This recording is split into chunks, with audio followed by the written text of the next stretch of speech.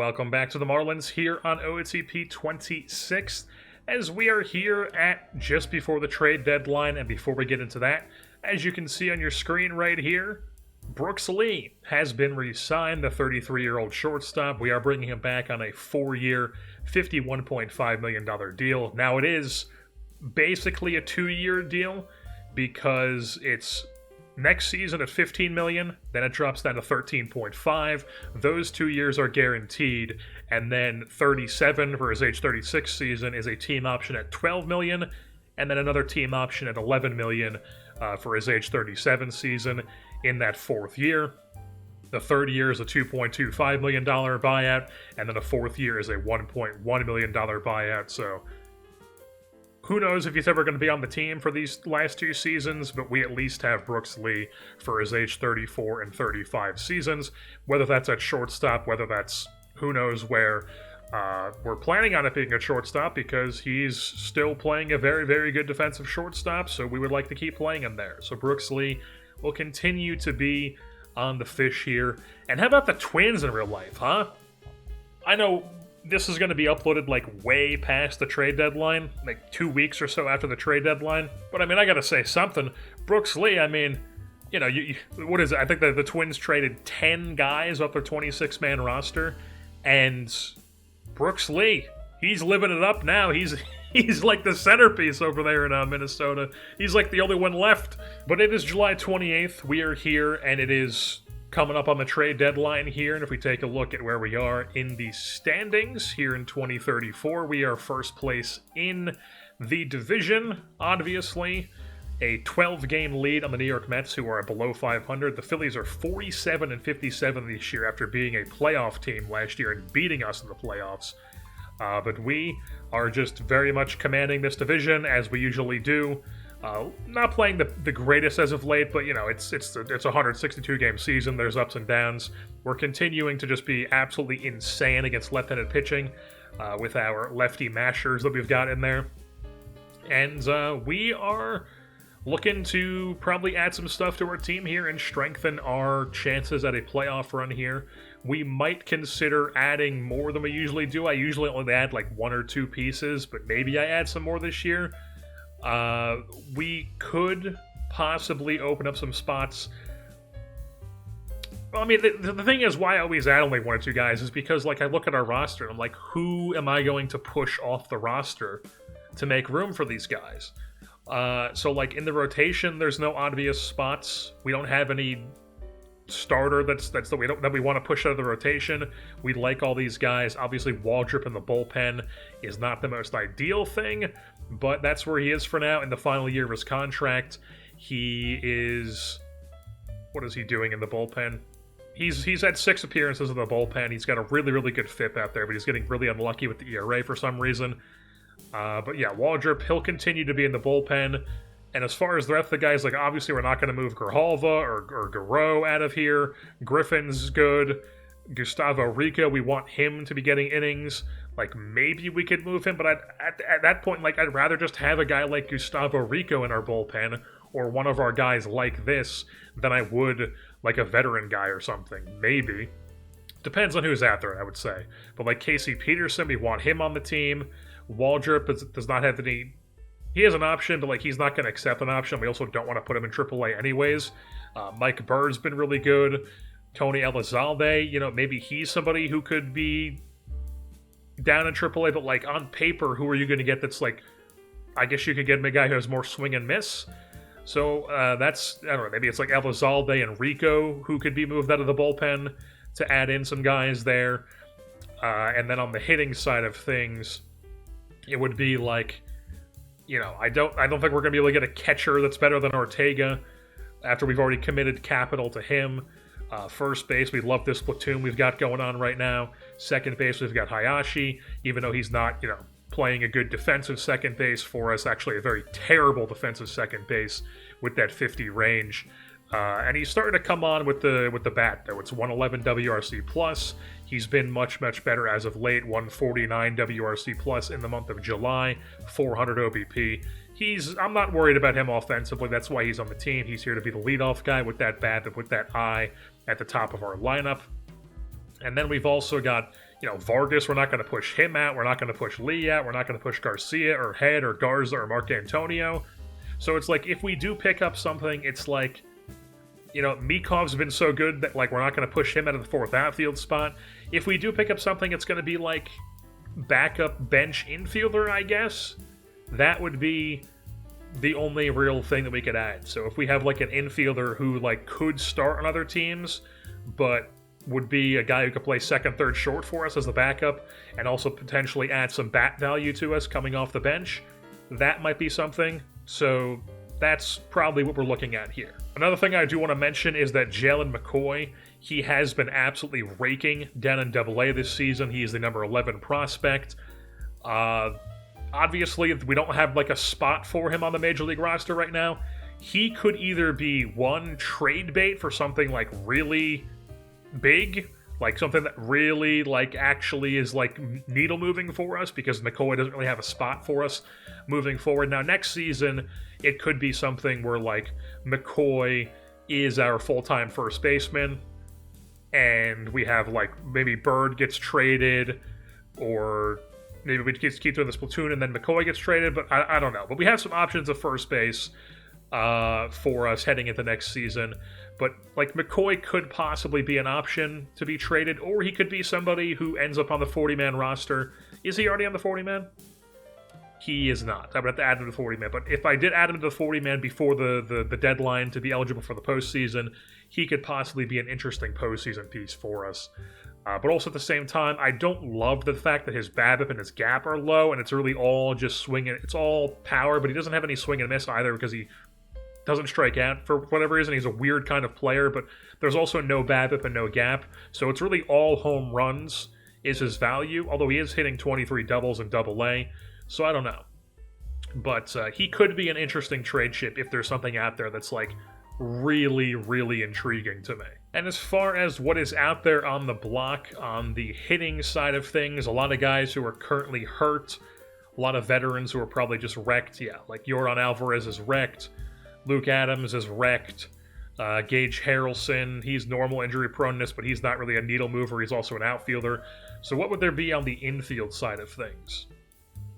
There would be Diego Velasquez, not really what I'm looking for there. Marcelo Meyer, who is wrecked. He was good last year. He's not good this season. He's also only ever played short in his career. Don't really think I'm looking to add that here for the rest of the season. Kobe Mayo, imagine me saying that in a DMV accent or a Baltimore accent. I can't do it, unfortunately. But Kobe Mayo, not really what I'm looking for either. Jeremy Rivas, no.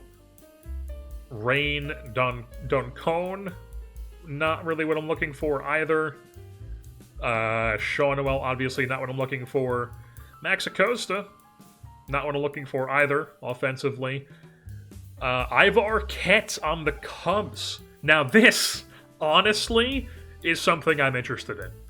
Ivar Arquette, add him for the playoff run?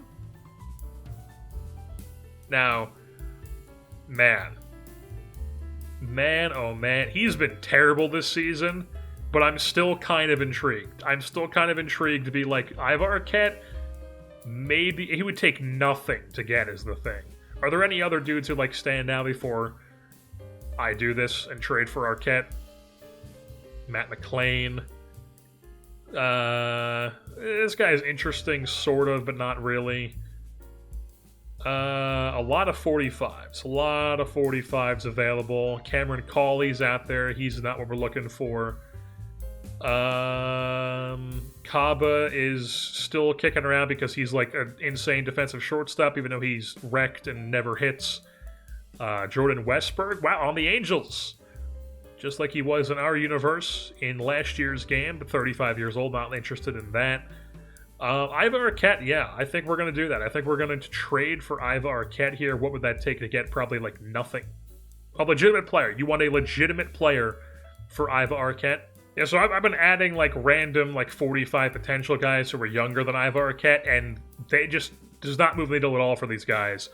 They would need one of these like 45 guys, and I'm not really trying to give them. I mean, Hernandez, maybe we could give them, because he's a guy who has like no power. It's all avoid K. Yeah. I wouldn't be opposed to giving him up. Chris King, I like. I want to keep him around. Tim Oliva, I probably wouldn't be that opposed to giving up either. His BABIP's not the greatest. He has been good in AAA, but I just don't think he's ever going to be on our team here. So, like, Oliva or... Where was the other guy? Oliva or Hernandez. Probably Oliva, because he's a bit older, would be who I'm leaning towards giving them. But we'll hold off on doing that until we look at who's available on the relief pitching side. Where, if we just take a look at all pitchers here, there's Gregory Santos. Not an expiring contract, so we're not going to be able to pick that up. We won't be able to afford that anyways. Corbin Burns is a starter, obviously. He's expiring on a huge contract, and he's no longer like that dude. Let's just look at the relievers. All relievers here.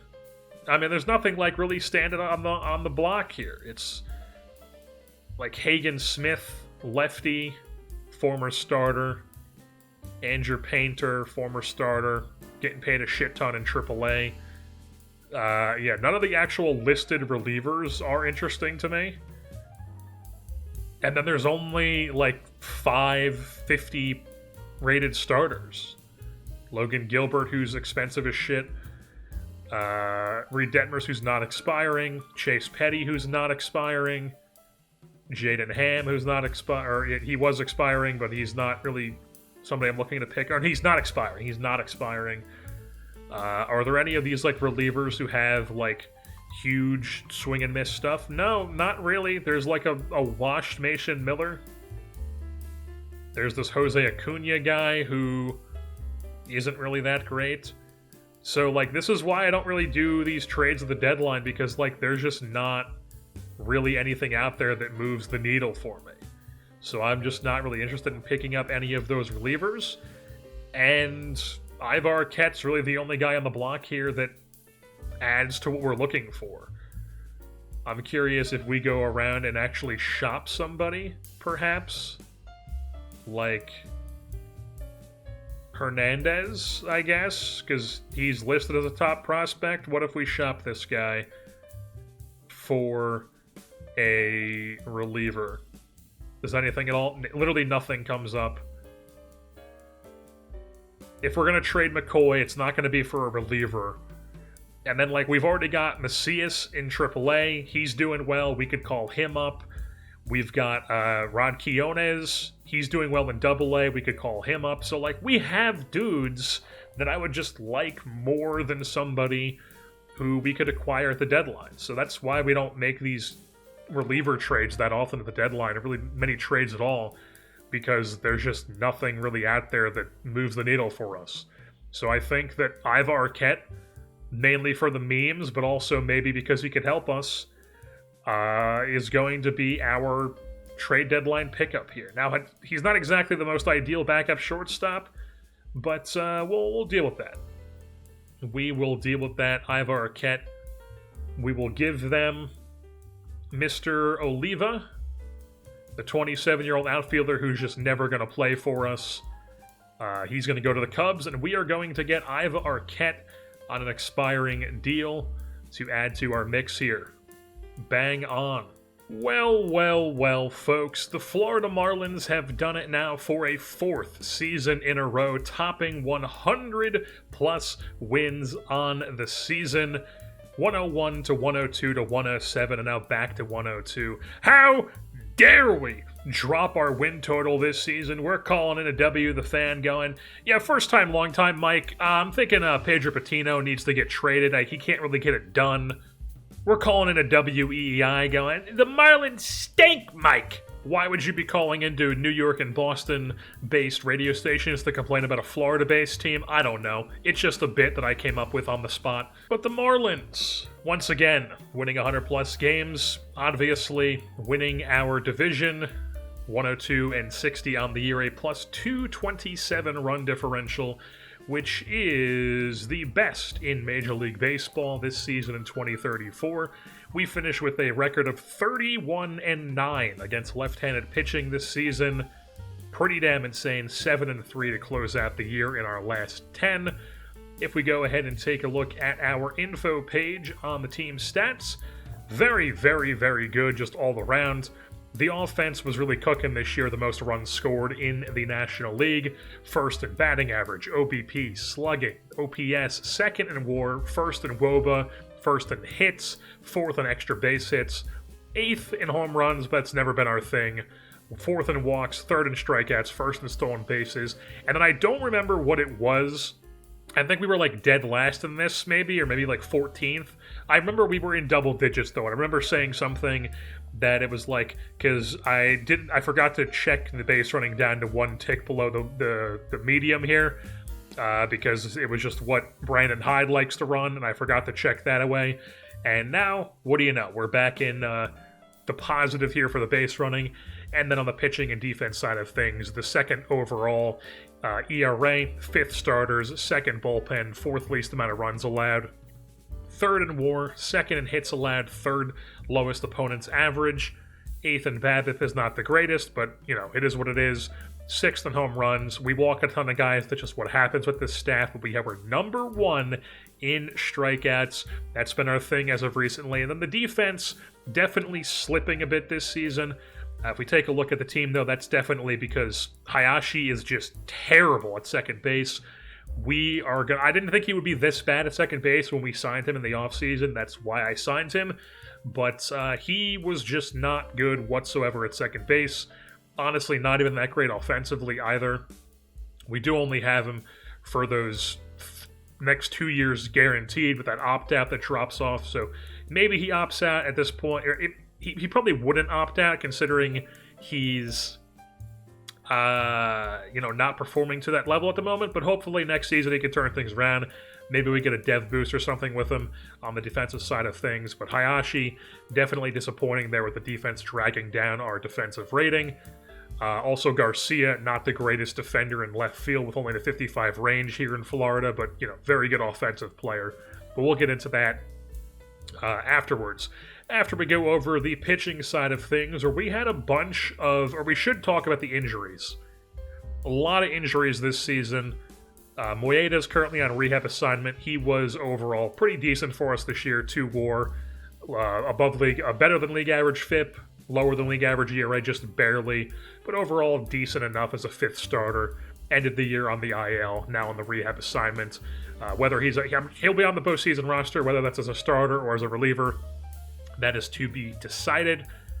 But we also have a couple other guys who are going to miss the postseason that are, big misses here. Ramon Hernandez ruptured a tendon in his finger.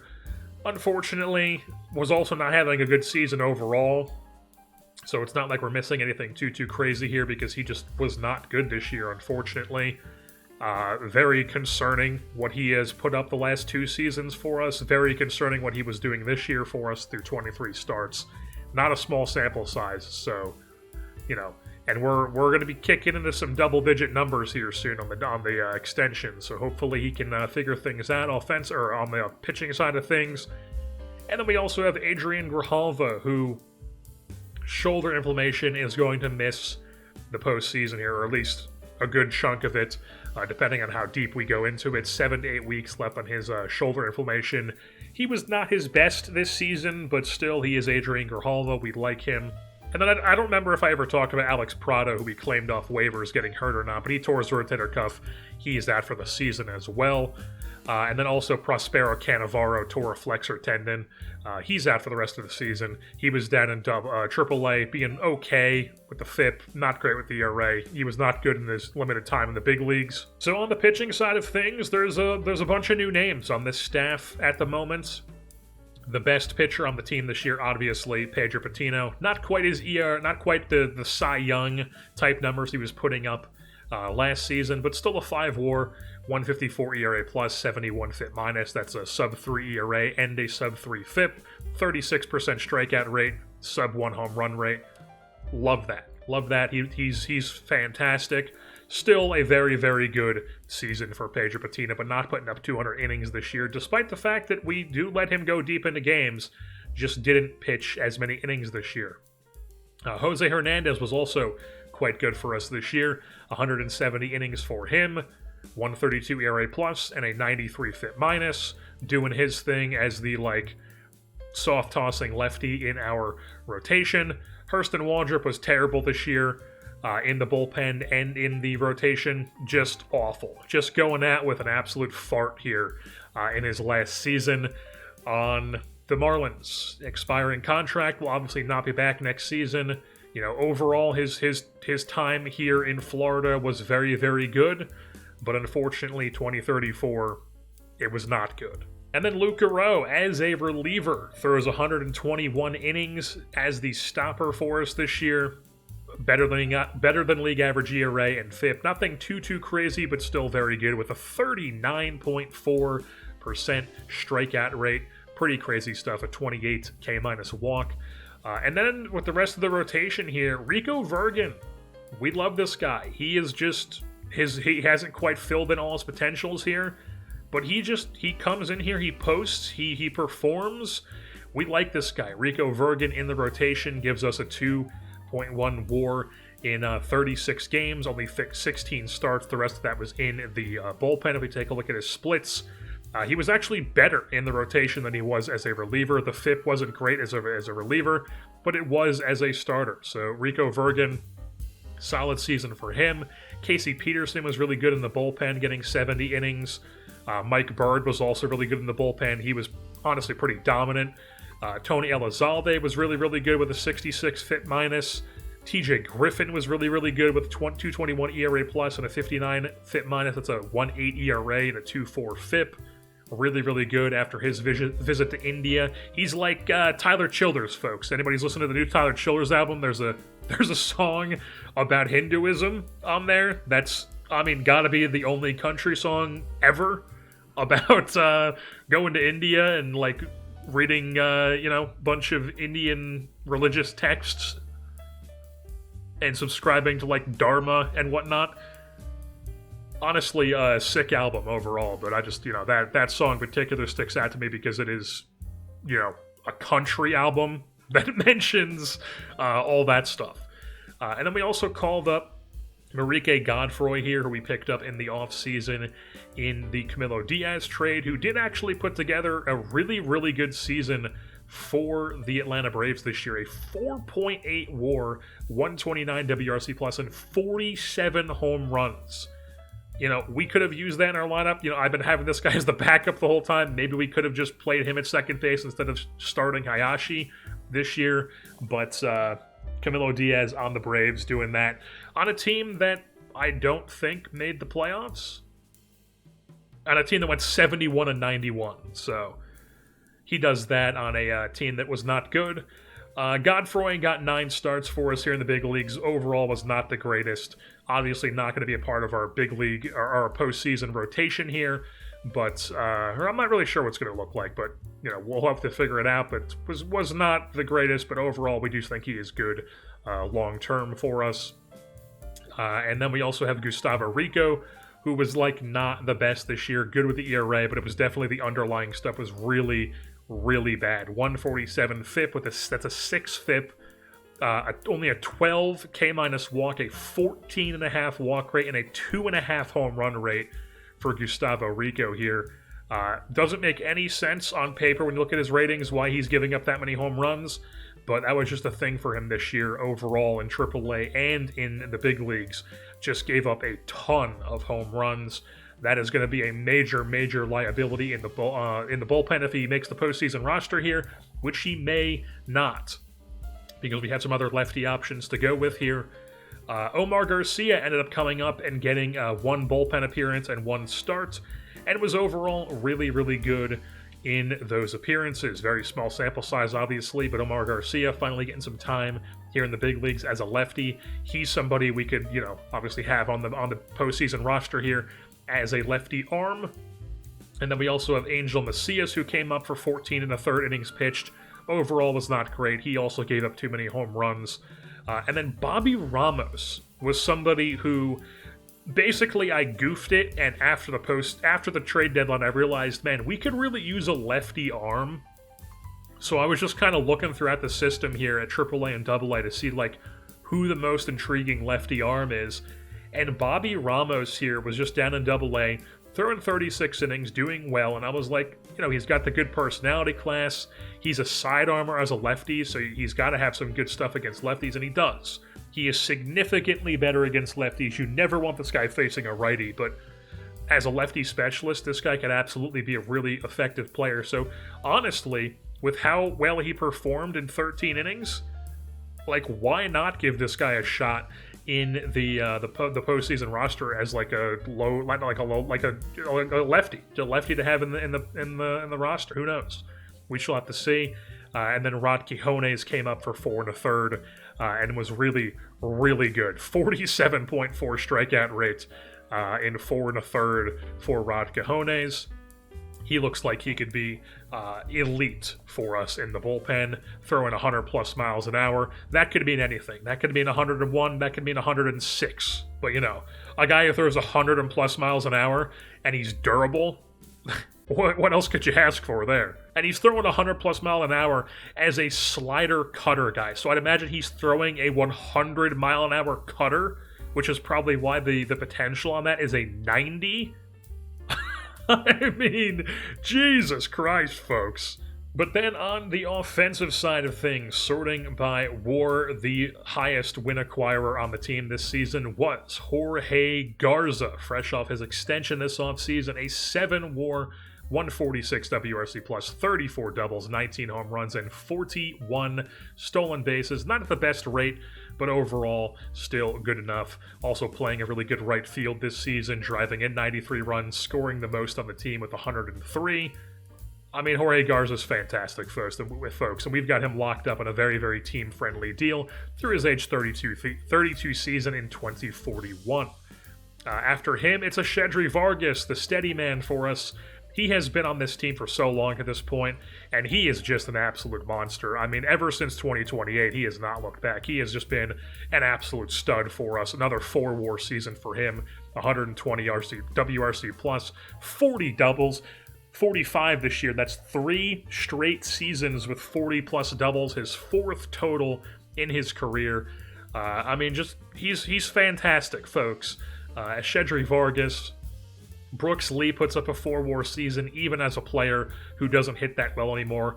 Around league average bat, 32 doubles, 12 home runs, 21 swipe bags at a very successful rate, with a 12 ZR at shortstop. His late resurgence in his career as a shortstop continues to just be insane to me. Just being a really good defensive second baseman most of his career, and then he gets all those dev bump boosts, and suddenly now he's a just Gold Glove level shortstop. It's insane. And then we've got Dylan Head doing his thing in center field. A little bit less than he usually does on offense this year. Only 2 home runs, 20 doubles, but 3.5 WAR because he puts up a 14.1 ZR and 68 stolen bases. Not the greatest OBP, but he's getting on base enough to be very, very effective with 68 swipe bags, which I can only imagine led the American League, if not Major League Baseball this season, as he is now up to, on his career, 347 swipe bags in his career at a 90.6% success rate. Really, really good stuff for Dylan Head. Alex Garcia solidifying himself as a really good corner outfield bat, 3 WAR, 137 WRC plus, 31 doubles, and 30 home runs. For the big fella, 100 ribbies driven in as well. That's the most on the team, 96 runs scored. We've got him locked up long-term as well, committed to that very early, and we've got him through his age 31 season through 2044. So really good stuff there. George Mikov, we held on to him this year, and he rewarded us with his best season of his career. 2.8 WAR, 141 WRC plus, 20 doubles, 13 home runs, mainly as a bench player. As our 4th outfielder / first baseman backup, really good in right field. He would be better in left if he played the full season there. He's a good defender. He's a good bat at this point. He does well against righties and lefties. That's what we were waiting for him to develop, was the bat against right-handed pitching, and he did that this season. So George Mikov turned himself into a really, really good player here, and I'm glad we hung on to him over Amashai. And also Agustin Ramirez going out with a bang here in Florida. His last season, we will not be extending him after this season. $20.5 million. I'd imagine he probably wants, yeah. I don't think we're going to be giving him $14 million as a mid-30s catcher who can't really catch anymore. But, really good season. I don't know how he did it because his ratings don't really stand out at all anymore. But overall, really solid season. His best offensive season since 2027. 123. This is the second highest WRC plus he's had in his career at age 32. The home run numbers aren't really there anymore. He did split time. It was him and Ortega splitting at catcher this season.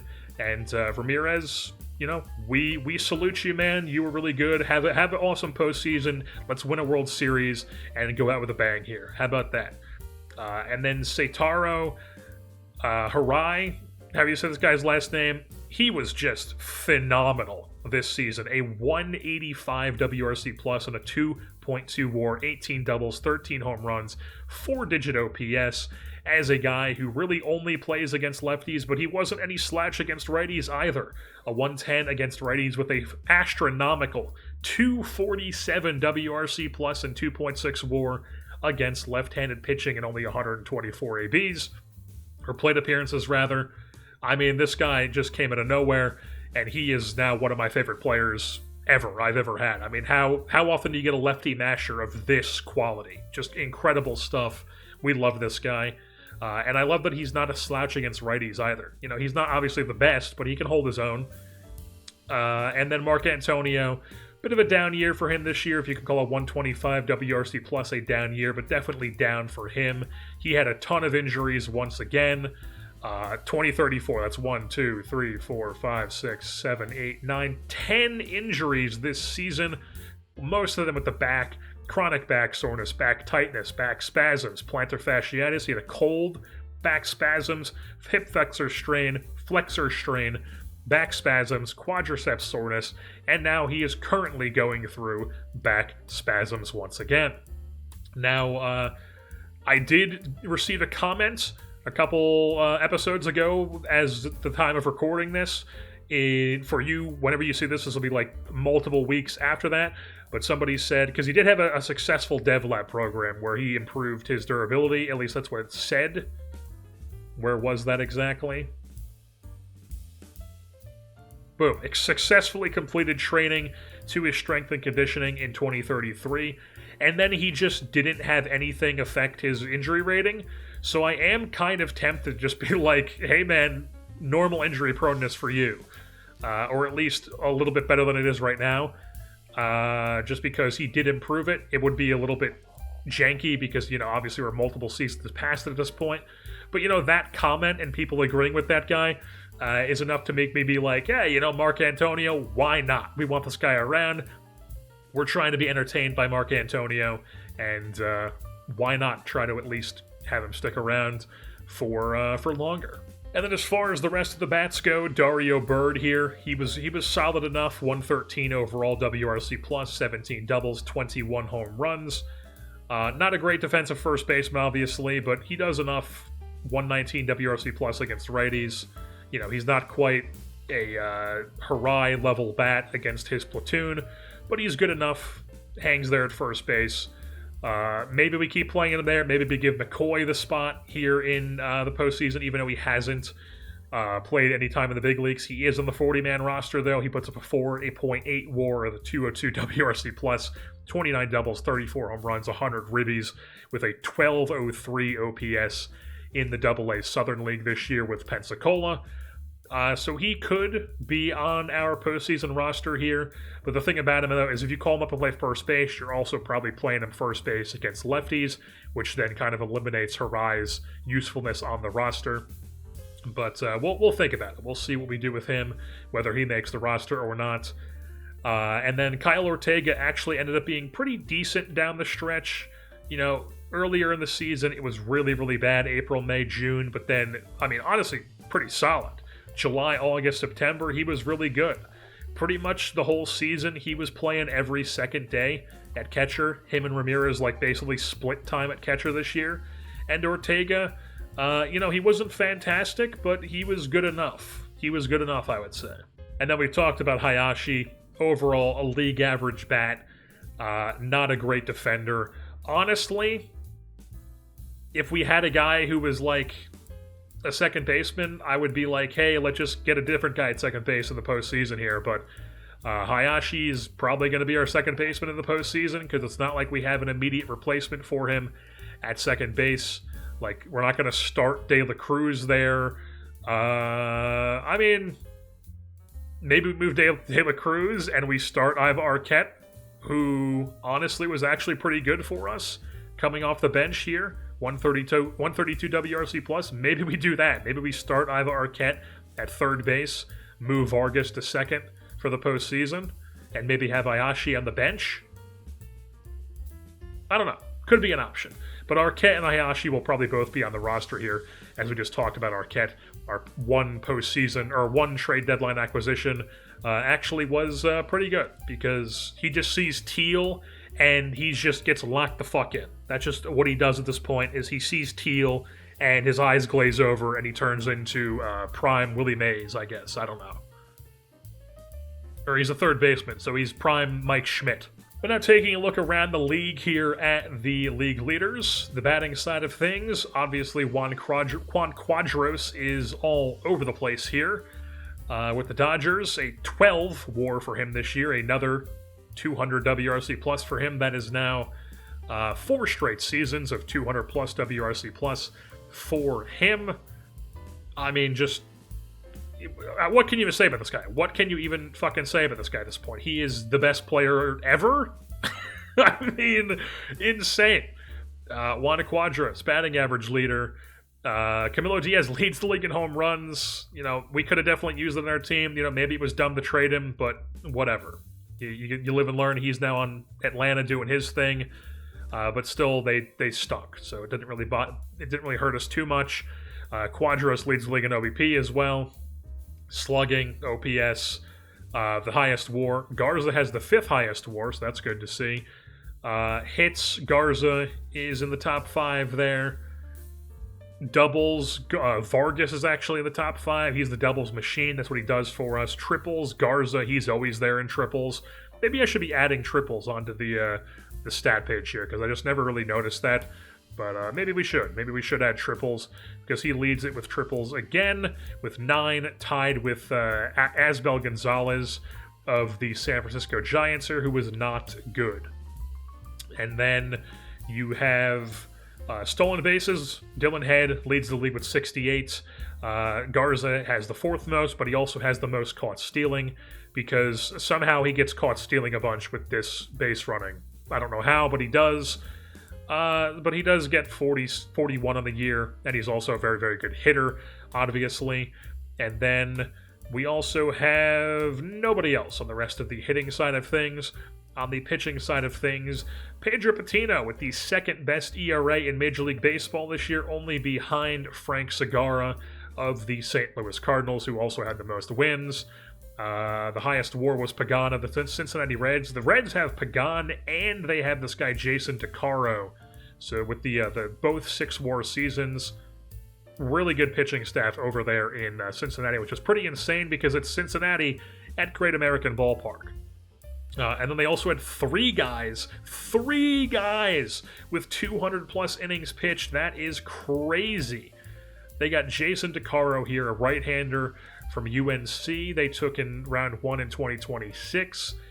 And then they also have the Pagan guy, who was a scouting discovery in 2027, who's been solidified on the scene for them for a while. And it's crazy that he's so good in Cincinnati as a fly ball pitcher, too. I mean, that's crazy. And then you also have Seth Razor Mathenia out of Hope International University in 2027. I can only imagine that's some bullshit Christian school, but that's where he came out of in 2027. The 3-headed monster that the Reds have at their pitching staff. And then Patino was only behind Pagan, who had 300 strikeouts this season. Patino with 264. Patino did have the highest strikeouts per 9, though, just barely at 13.5 over 13.1 of Pagan. And then Patino also had the 5th lowest FIP. He had the 4th our WAR, the second ERA plus, the second opponent's average, the third best win percentage goes to Hernandez, and then the second most amount of holds on the season goes to Luke Garreau, our stud back-end reliever. While on the fielding side of things, the fielding percentage, sure, a bunch of guys that had no errors. Games, Garza apparently played 167 for one team. I don't know how that's possible. How is that possible? He did not play 167. He played 148. Why does it say he played 167 games? That makes no sense. I don't know what they're counting there, but somehow it says he played 167 games, and this guy played 170, even though he definitely did not. Don't know what that's about. They didn't, pitch, did they? No. So I don't know what the hell that was about. And then range, once again, I'd imagine range is a good stat you want high, but Ortega and Ramirez are 1-2 in that. Maybe it's not something you want high. I don't know. But Ortega and Ramirez are 1-2 nonetheless in that stat. Past balls, Ortega was 11, so maybe it's not good to have 1-2 there, because Ortega had the most pass balls, because he has the really good framing, but doesn't have the greatest blocking at the catcher position. And then you also have Drew Romo just throwing at all the runners. Ramirez did have the third best catcher's ERA, and then Drew Romo not in the top 5 in framing runs. It's actually Ethan Salas of the San Diego Padres, Jefferson Caro behind him, and Francisco Alvarez in the top 3. And then here's that John Thomas guy on San Francisco. He was the guy we were trying to really acquire, we didn't have anything that could have got the trade done. And he puts up a 3.5 WAR with a triple-digit WRC plus and a top 5 framing rate this season. And now the 2034 postseason bracket has been set, as the Florida Marlins and the St. Louis Cardinals are your first-round bye teams, both automatically onto the division series, while the New York Mets, the Philadelphia Phillies, the Milwaukee Brewers, and the Los Angeles Dodgers are all your wildcard teams. And then on the American League side of things, the Minnesota Twins and the Baltimore Orioles have byes, with the Astros, Royals, Angels, and Athletics all as your wildcard team. Also, you're telling me the Reds did not make the postseason? With their three-headed monster pitching staff, they don't make the postseason? They win 79 games. What are they doing off? How do you not have a good offense in Cincinnati? You have a three-headed monster pitching staff, but you don't... I mean, what the hell? Look at these ratings, man. What the hell? What is this? What are they, Pittsburgh? What is going on here? They definitely underachieved from their Pythagorean here, a plus 14 run differential, -4 on their Pythagorean. So they could have been around where the Brewers are. They definitely, it could have been the Brewers, Pirates, or Reds. Really, any one of these teams could have been that third or that last wild card spot, assumingly. But the Brewers end up getting it, as the Reds just somehow have an all-time bad offense at Great American Ballpark.